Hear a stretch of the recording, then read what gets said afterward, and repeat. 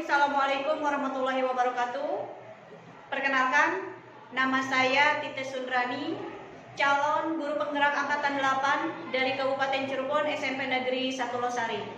Pada kesempatan kali ini saya akan mewawancarai 3 kepala sekolah sebagai pemenuhan tugas di modul 31, yaitu tentang pengambilan keputusan berbasis nilai-nilai kebajikan sebagai pemimpin pembelajaran.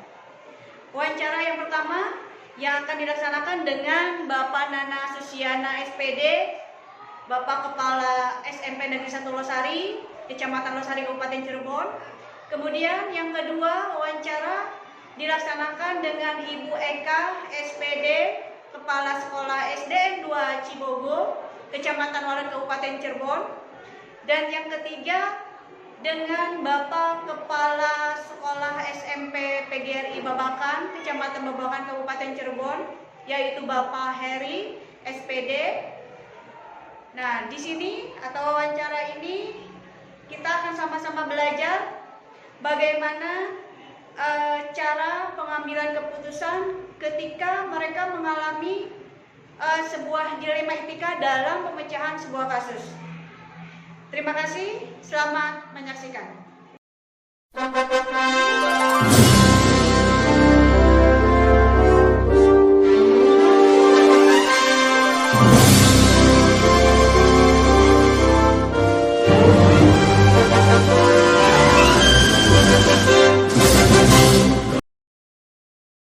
warahmatullahi wabarakatuh. Selamat siang, Bapak.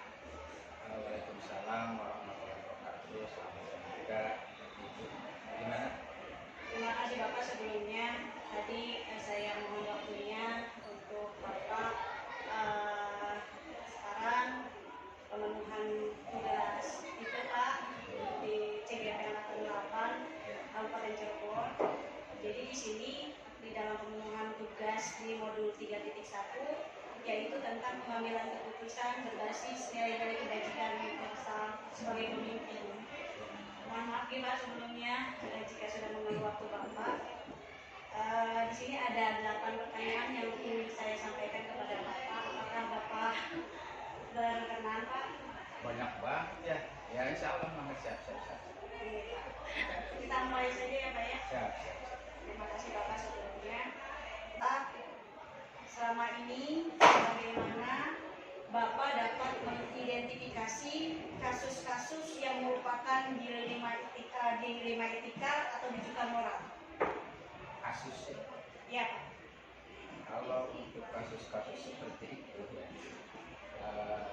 kami di sini selaku pimpinan dalam sekolah ini dalam menangani kasus tersebut kan ada tahapan-tahapannya ya. Jadi pada awalnya kita harus bisa memilah dan memilih kasus tersebut apakah masuk ke dalam kriteria dilema etika ataupun apa tadi rujukan moral tersebut ya. Nah, adapun tahapan-tahapan dari kedua kasus tersebut ya, setelah kita identifikasi maka bagaimana cara kita memahami terhadap masing-masing kasus tersebut ya. Tadi setelah kita identifikasi, terus kita berikan kepada tim, tidak hanya saya sendiri yang ya, jadi ada timnya. Kepada tim, bagaimana cara tim itu memahami kasus tersebut. Jadi ada tahapan-tahapannya ya.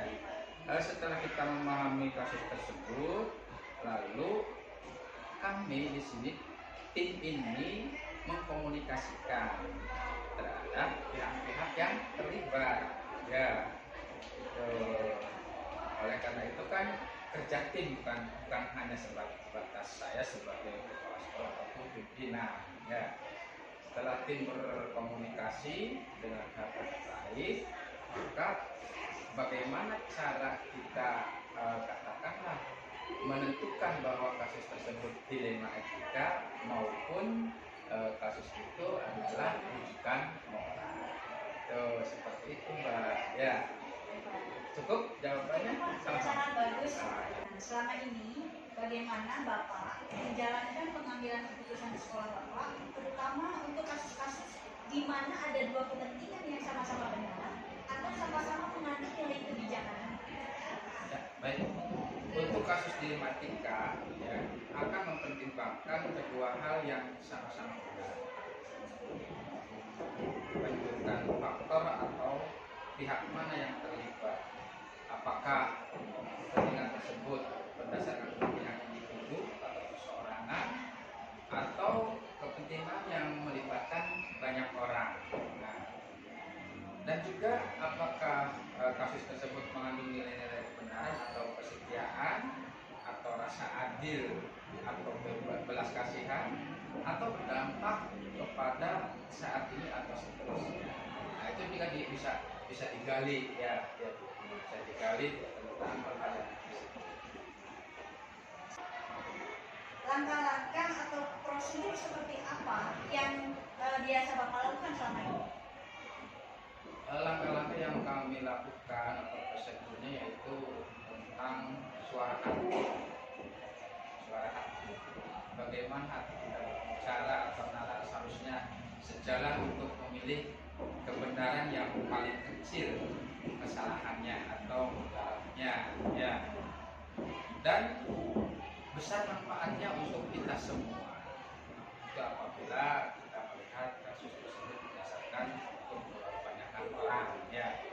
Dan dengan mempertimbangkan kepentingan peserta didik, jika kasus tersebut berhubungan dengan peserta didik ya, itu juga harus bisa kita masukkan ya. Nah, berdasarkan isi pemikiran berbasis hasil akhir, maka peraturan dan berpikir berbasis terhadap rasa tentu untuk tahap berikutnya seperti itu. Hal apa saja yang selama ini Bapak anggap efektif dalam pengambilan keputusan pada kasus-kasus dilema etika? Langkah efektif maksudnya ya. Ya Pak. Jadi kami di sini dalam tim ini dalam kasus pengambilan keputusan ini kembali ya, tidak berdasarkan keputusan pribadi dari kepala sekolah atau pimpinan, kami tertib sehingga pada saat kami berkoordinasi dengan tim kita bermusyawarah untuk mengambil keputusan apakah keputusan ini nanti pada akhirnya akan berdampak baik kepada kita semua sehingga hal-hal yang efektif itu akan terlaksana. Adapun langkah kami di sini yang harus dilakukan yaitu menyederhanakan pokok permasalahan dan pengambilan kebijakan. Hal-hal apa saja yang selama ini merupakan tantangan dalam pengambilan keputusan pada kasus-kasus dilema etika ini? Jadi begini Mbak, terkadang kita merasa kesulitan dalam pengambilan keputusan ini ya. Karena apa? Apa namanya suatu keputusan itu terkadang tidak semua orang akan merasa diuntungkan. Namun demikian harapan kami di sini bahwa keputusan yang kami buat itu berdasarkan win-win solution ataupun kepentingan bersama, nggak ada yang kalah, nggak ada yang menang seperti itu ya. Oleh karena itu proses untuk dapat memahami sebagian orang agar mendapatkan hasil keputusan yang ikhlas. Apakah Bapak memiliki sebuah tata cara atau jadwal tertentu dalam sebuah penyelesaian kasus dilema etika? Atau apakah Bapak langsung menyelesaikannya di tempat? Atau memiliki sebuah jadwal untuk menyelesaikannya? Bentuk atau prosedur apa yang Bapak jalankan? Dalam hal penanganan kasus ini Mbak ya, kami tidak memiliki jadwal. Jadi insidental ya. Apabila ada kasus tentang dilema etika, ya kami langsung tim itu berkumpul membahas sehingga dalam pembahasan itu langsung ditindaklanjuti ya, dan diselesaikan secepatnya. Itu juga tergantung dari jenis kasus dan tentunya kasus tersebut apakah harus disampaikan atau diselesaikan dengan cepat atau akan Bapak seperti itu ya. Namun demikian dalam hal pengambilan keputusan ini kami tetap menjaga konsistensitas di wilayah seperti itu ya. Adakah seseorang atau faktor-faktor apa yang selama ini mempermudah atau membantu Bapak dalam pengambilan keputusan dalam kasus-kasus di Lenetika? Sebetulnya kalau seseorang yang mempermudah itu tidak ada ya, karena kembali hal-hal yang seperti ini menurut saya sih berdasarkan komunikasi dan koordinasi yang ya. Bagaimana cara kita, apalagi saya sebagai pimpinan ya, mengkomunikasikan dengan teman-teman tim, mengkoordinasikan dengan teman-teman tim di dalam bagaimana cara kita menangani kasusnya. Walaupun demikian ya tetap sebagai pimpinan saya ya sebagai pengambil keputusannya ya. Namun ada beberapa hal yang mempermudah dan membantu di dalam mengambil keputusan. Pertanyaan terakhir Bapak. Ada terakhir ya berarti ya, lumayan juga nih. Dari semua hal yang telah disampaikan, pembelajaran apa yang dapat Bapak petik dari pengalaman Bapak mengambil keputusan di Lenetika ini? Banyak sekali pelajaran yang kami dapatkan atau kami petik dari pengambilan keputusan ini ya. Namun di dalam pengambilan keputusan ini seperti tadi saya sampaikan ya, langkah-langkahnya tadi harus bisa kita jalankan atau prosedurnya kita tempuh seperti mengidentifikasi jenis kasusnya ya, terus harus bisa dilakukan lebih awal sedini mungkin agar jangan sampai kasus-kasus ini setelah booming baru kita menanganinya.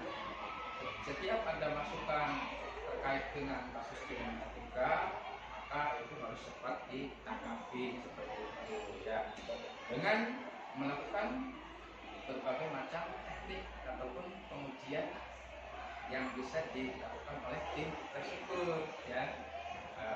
Apakah pengujiannya benar melawan benar atau seperti apa ya, karena ada tekniknya sendiri ya Bu ya.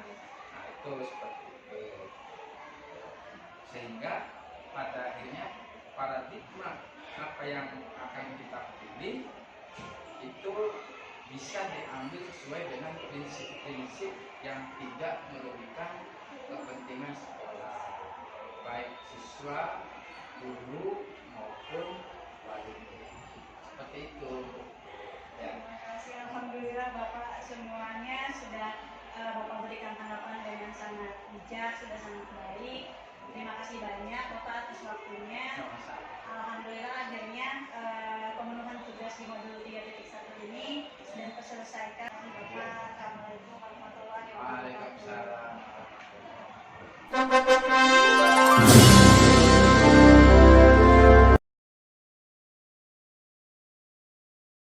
Assalamualaikum Ibu. Waalaikumsalam warahmatullahi wabarakatuh. Gimana Ibu kabarnya? Alhamdulillah baik. Bagaimana kabar Ibu Tite sebaiknya? Alhamdulillah Ibu, kita juga sehat. Iya, semoga kita semua sehat. Amin ya Allah. Sebelumnya Ibu, kita mau mengucapkan terima kasih sekali atas waktunya yang sudah diberikan oleh Ibu.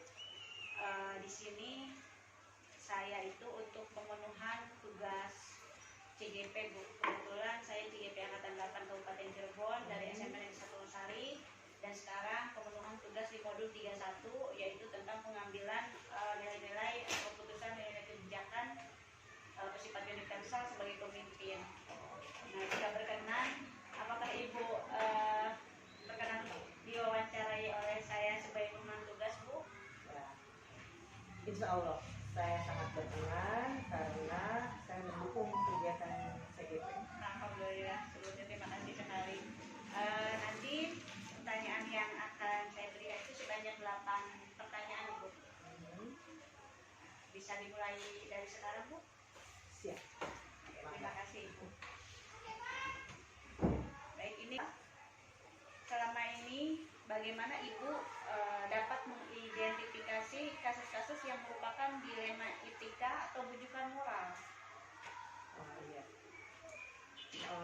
Menjadi pimpinan sebuah institusi, dan ini di institusi pendidikan, tentu saja banyak kasus-kasus yang terjadi di antara anak-anak di lingkungan sekolah, intinya seperti itu.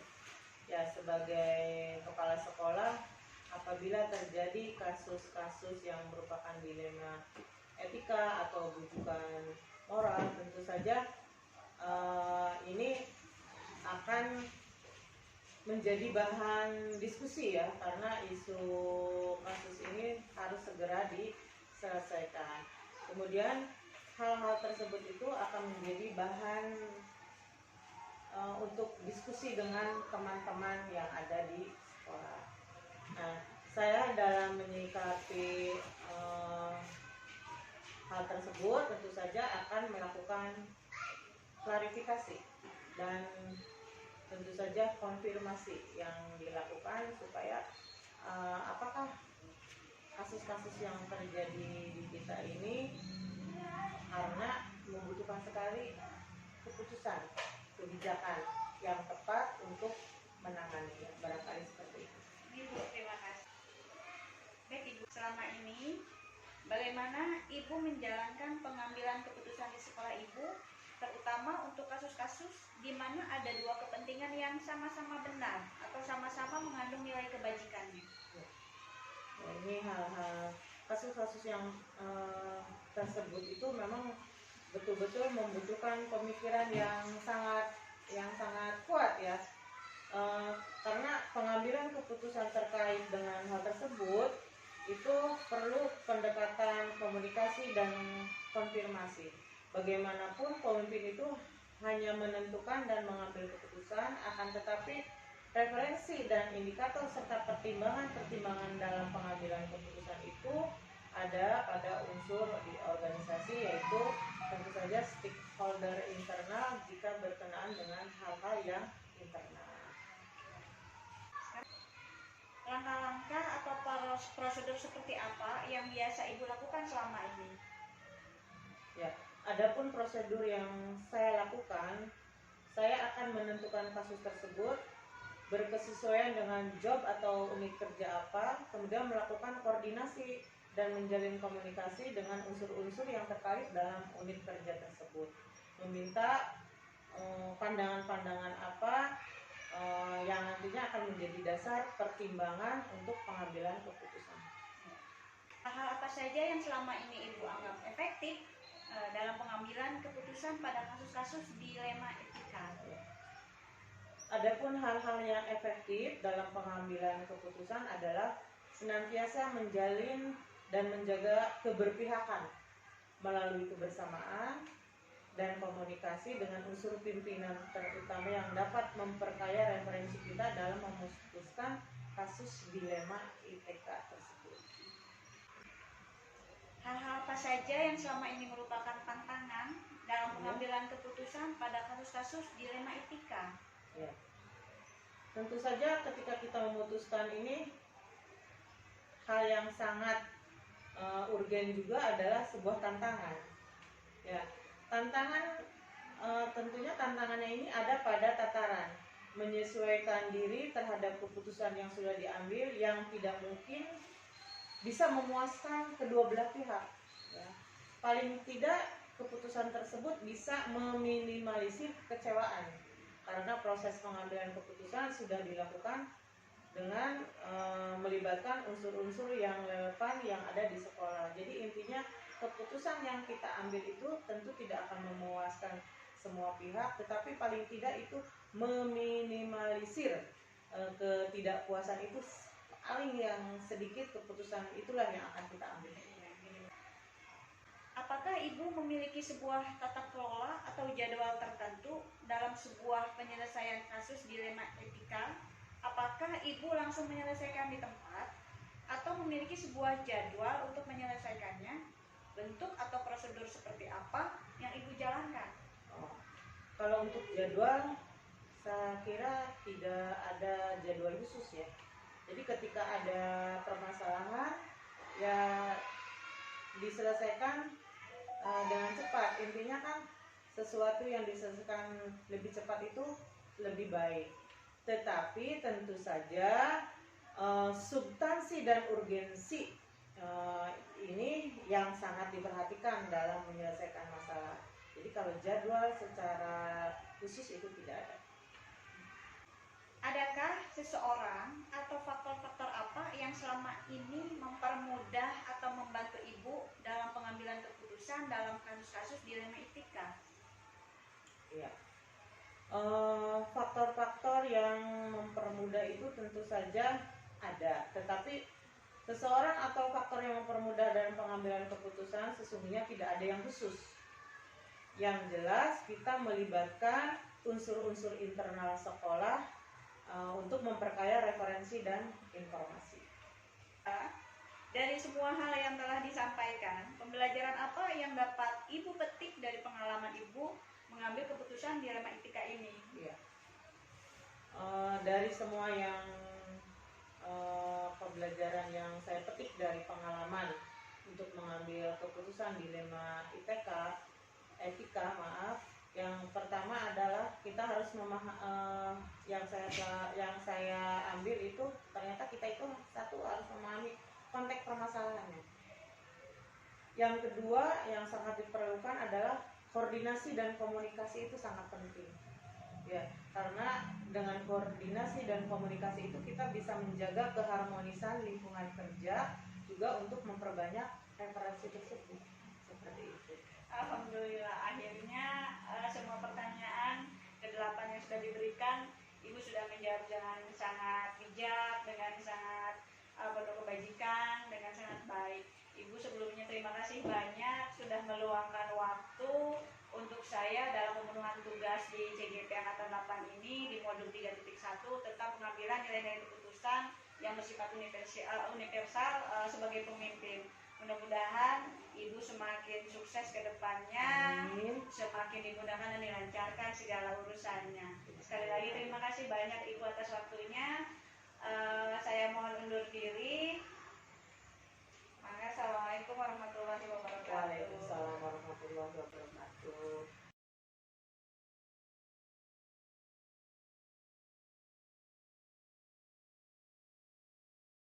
Assalamualaikum warahmatullahi wabarakatuh, Pak. Waalaikumsalam warahmatullahi wabarakatuh. Selamat siang, gimana kabarnya, Pak? Iya, alhamdulillah baik. Sekarang aktivitasnya apa nih, Pak? Aktivitas hari ini lagi melaksanakan hari depan.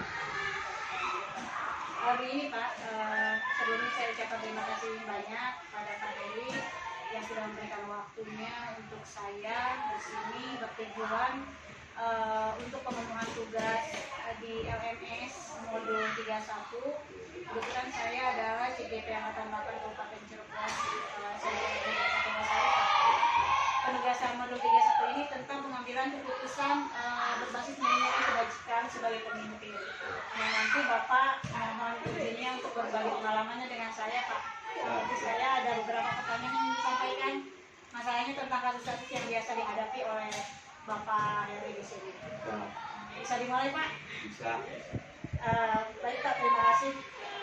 Jadi selama ini menurut Bapak itu untuk mengidentifikasi kasus-kasus yang merupakan dilema etika dan bujukan moral itu bagaimana, Pak?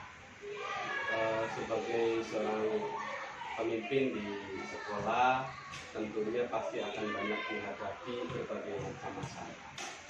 Baik itu siswa dengan siswa, guru dengan siswa, ataupun wali siswa dengan siswa, wali siswa dengan guru. Dan itu tentu dihadapi oleh kita kepala sekolah. Namun tentunya saya biasanya membuat tabel pertanyaan terkait dengan permasalahan yang dihadapi. Kemudian saya pun juga memanggil semua pihak dari masalah tersebut agar nanti tidak terjadi rasa keadilan dan yang lain sebagainya.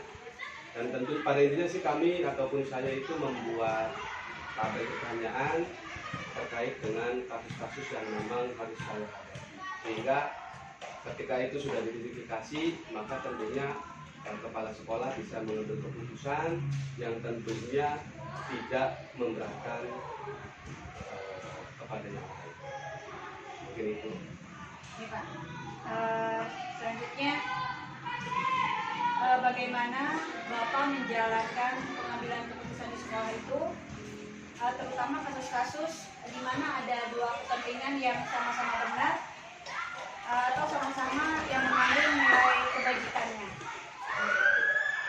Untuk kasus dilema etika atau kasus seperti itu, biasanya saya akan mempertimbangkan kedua hal yang sama-sama benar tersebut, membenturkan faktor apa atau pihak mana. Apakah kepentingan pribadi ataukah kepentingan golongan. Dan tentunya saya harus melihat apakah yang dihadapi itu apakah memang kepentingan pribadinya atau kepentingan golongan. Tapi tentunya kalau memang misalkan kepentingan banyak, orang banyak, pasti akan kita ambil keputusan. Nah, kemudian karena apa prosedur yang Bapak ambil dalam menyelesaikan kasus-kasus ini? Langkah-langkah yang harus saya hadapi dalam mengambil seperti ini, tentunya yang pertama saya harus memanggil kedua pihak,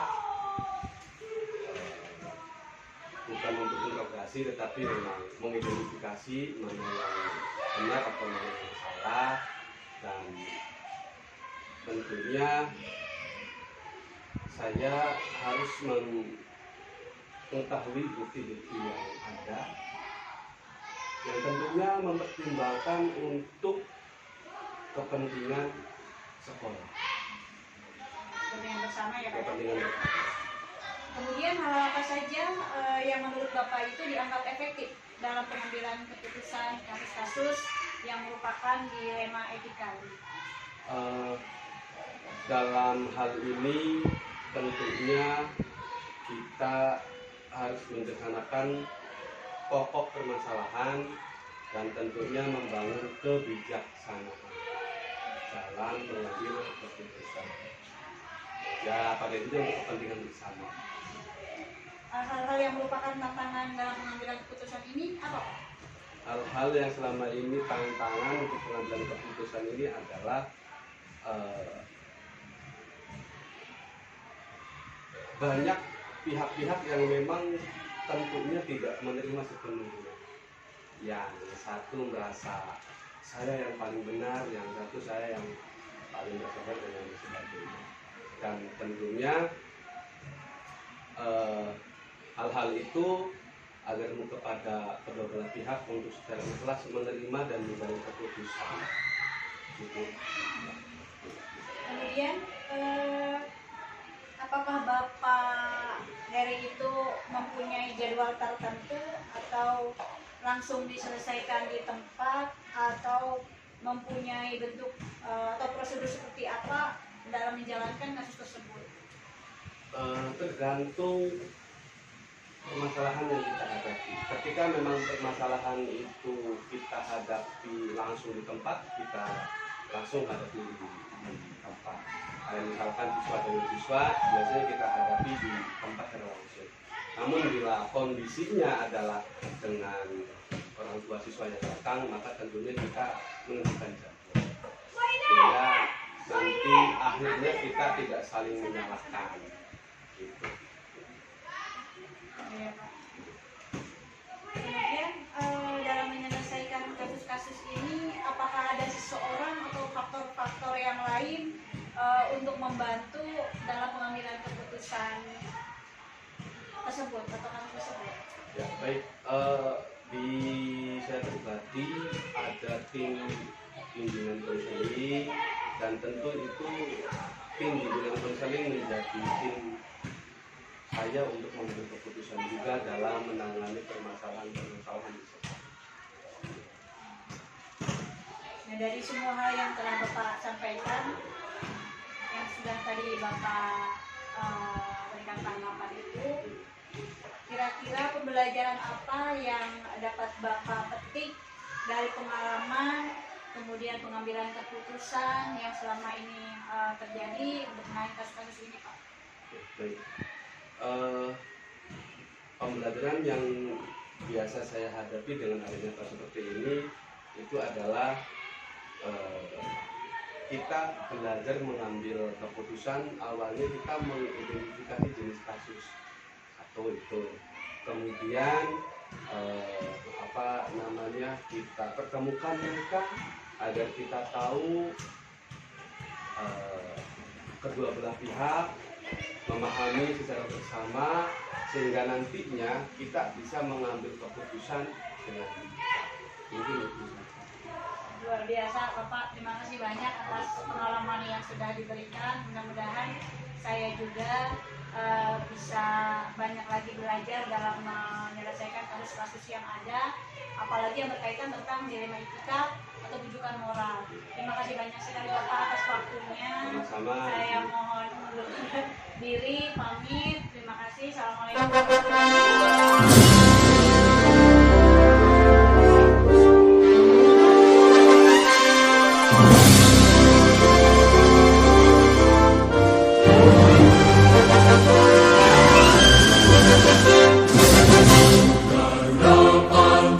Pancasila, apa tulang pendukungmu, patriot proklamasi, sedia berkorban untukmu. Pancasila dasar negara.